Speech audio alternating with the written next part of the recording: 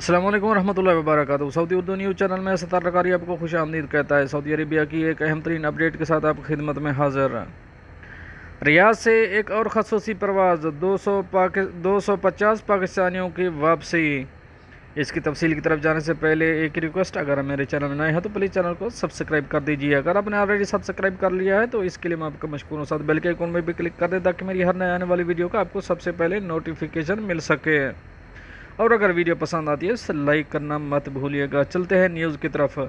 Saudi अरब से पाकिस्तानियों की वतन वापसी जारी। हफ्ते को पाकिस्तान इंटरनेशनल एयरलाइन PIA की एक और परवाज़ रियाद से 250 मुसाफिरों को लेकर पेशावर रवाना हो गई।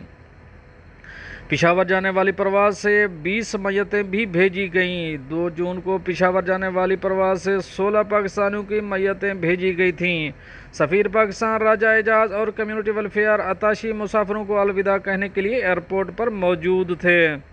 इससे कबल मंगल 2 जून को रियाद से मुल्तान जाने वाली PIA की 2 परवाज़ों में 140 और पेशावर जाने वाली खसूसी परवाज़ के ज़रिए 250 मुसाफिर सऊदी अरब से पाकिस्तान गए थे।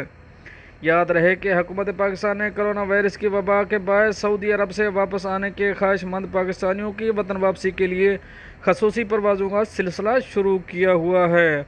अब तक जद्दा से 8 परवाज़ों के ज़रिए 1700 पाकिस्तान, जबकि रियाद से 9 परवाज़ों के ज़रिए 1684 पाकिस्तानी वापस जा चुके हैं।